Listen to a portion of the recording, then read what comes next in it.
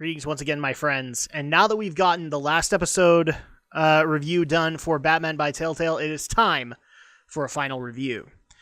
So I've already gone over the details of the previous episodes, so you guys can check that out whenever you want. But this is more of a pull myself out and actually review this from a usual perspective that I do from all of the other reviews.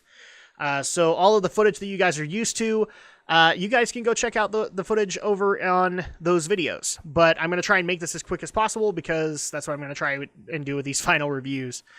So let's go ahead and analyze in the various aspects and then give a final score for Batman by Telltale.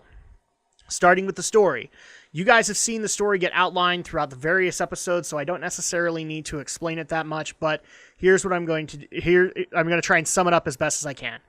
Bruce is dealing with a lot of stuff throughout all of the episodes, whether it be trying to help Harvey Dent be elected as mayor of Gotham, whether it be dealing with the surprising rumors that have now happened regarding his family and being connected to the mob, and also while dealing with the current crisis of the children of Arkham raining havoc upon Gotham, whether it be with chemical weapons or whether it be through just sheer manhandling of the populace. So I give the story full marks. It is an amazing story to be able to go through, not just from the Batman end and being able to see cool Batman villains, but also from Bruce Wayne's end. Being able to see... Because for the most part, in a comic, we see Batman go through a conflict. Not necessarily Bruce Wayne. Unless it's Bruce Wayne being hunted by somebody. You know, like the Court of Owls storyline, or maybe the Joker decides to hunt down Bruce. Or the most, like, Bruce would get involved with a Harvey Dent storyline, or with a Victor Fries storyline, where he tries to get a new initiative going on in Gotham, and then it eventually goes over to Batman. I like the fact that most of this actually entailed Bruce Wayne and the conflicts that he was dealing with. Hearing that his parents weren't necessarily as great as he thought they were. Being able to actually have those conversations with Alfred, I think, remotely helped or completely helped this story go along, because it let us live vicariously through Bruce and the revelations that were happening over the course of the story. So full marks on the story. Visually is where I'm going to start to point one quick thing out. If you play this game, I recommend wholeheartedly, if you can, play it on PC. And this is going to be in a lot of my next portions.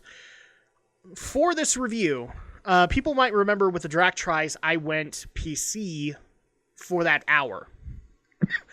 But then the problem was that I was recording in 720 because my PC is a little outdated, and I want to be able to give you guys full 1080p coverage. Well, I switched over to console to be able to do it, and I can already tell you there were major problems with the console version. For example, I would have a lot of graphic glitches happen throughout the story. I would have audio glitches where the music would just, boom, stop, and you could actually see the guy's lips moving, but there's nothing coming out. Thankfully, I had the subtitles on to be able to see what he was trying to say. So there was a lot of glitches like that. Gameplay also had a few glitches when I was trying to solve a few cases. But I don't remember having this problem in the PC version. So right now, my recommendation for people is, if you're going to play Batman by Telltale, stick to the PC, unless you're absolutely set on playing it on consoles. Then at that point, you know what you're walking into. Visually, this game looks great. But it's also obvious that the Telltale engine does need some kind of an update fairly soon. There were a lot of characters where I felt like, where they tried to do things like 5 o'clock shadow with Oswald, or with Harvey, they tried to show like him getting weaker or getting meeker and meeker, and it didn't play off as well on the model. And I think that's a lot of that is just the Telltale engine is starting to look more and more dated over the games that they do. So it's nothing against Telltale, but I will say, like, I hope Walking Dead Season 3 or their next venture is going to be an updated Telltale engine, or whatever they are using, because it is starting to look like it's not going to last very much longer. So I did take a tiny bit of marks off because it is looking dated, but visually it still looks great. Batman, the design for Batman and his gadgets and Gotham was awesome to be able to see. Gameplay wise, I give high marks for it because one of my biggest problems with Batman by Telltale was going to be how do you do Batman, which is dominantly an action game, into a point-and-click adventure. And I like the fact that they decided, okay, well, we are going to have investigation scenes with Batman, so you can use his tech to figure out what happened at a warehouse or at a crime scene. But then a lot of that gameplay was Bruce Wayne and being able to see him deal with things when he isn't Batman. And I thought that was actually a really great direction to be able to go, is that you're not necessarily the hero all the time, you're more of the alter ego and the struggles that he has to go through or she has to go through because of the life they live. I really did like that concept. The fact that a majority of the dialogue was Bruce instead of Batman. I did like the fact that you did have choices to be able to approach a situation either as Bruce Wayne or as Batman. So overall, gameplay high marks as far as I am concerned. Up next is audio, and again, I don't have any problems with voice cast. Like I said, I had the glitches throughout most of it. That's why, again, I recommend the PC version if people are going to pick a version of this game. Or if you've already got yourself set on a console version, then you know where you're going. Yeah, the voice cast I didn't have any problems with. The music was really, really good. I like the fact that we didn't go for like stock Batman music, whether it be from the animated series, whether it be from the Tim Burton movies, whether it be from the Dark Knight or whatever. It sounded to me like they had some new pieces in there, especially the main theme of Batman by Telltale that plays at the intro screen was really great. I could actually put that on and just let it run throughout the house, and I was okay with it. But audio-wise, I didn't really have any problems with the voice acting. The music really worked well for the setting that this game is trying to portray. So I gave it high marks as well. Replay value and presentation. Is there replay value in Batman by Telltale? Absolutely. Because, like I said, with most of the decisions that I made in my previous episodes, I went more of a lawful route. I went more of a gallant crusader kind of thing.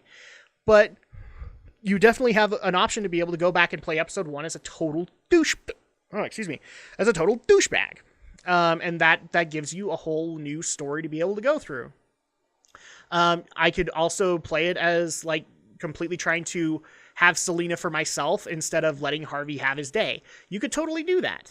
And I like that fact. And that totally adds to the replay value of this game, because you can either go, at least as far as I'm concerned with Telltale games, you can go to put this in Mass Effect terms, you can go a Paragon way, you can go a Renegade way, or you can go neutral. And I think either way, you're going to get a good experience out of it. As far as presentation, does it all come together? Aside from the bugs on console versions, absolutely it does. This is yet another great staple in the Telltale library. I recommend it wholeheartedly to those who haven't gotten their hands on it. In fact, if you guys want to see a playthrough of these games, I'm gonna go ahead and pimp my fellow panelist on Geek News, Brinton Volley, is actually making his way through Batman right now. He had a playthrough of episode 1 and then had to take a break, and now he is, I believe the last video I saw, he was ending episode 3. So you guys can check out all of the footage there, and obviously he's going to go through the playthrough a little bit differently than me, so you might get some interesting story bits that I haven't seen yet. Now that we've covered all of this stuff, the final score that I'm going to give for Batman by Telltale, in case you guys haven't been able to figure it out, is a 9 out of 10. I did have some issues with the visuals. I did have some issues here and there with the audio design, and obviously the console port has a little bit of issues to go patch in and fix. But overall, this is an awesome game to be able to recommend to people, especially if you're looking for a Batman story that isn't necessarily an action experience. Again, I love the fact that this was mostly told through the eyes of Bruce Wayne. That's the way it should have been. And so, yeah, I have no problem giving it a solid A for effort, and I look forward to seeing if Telltale can land another DC property and seeing what they do with it. I also look forward to the possibility of Batman Season 2. That'll be an awesome concept as well.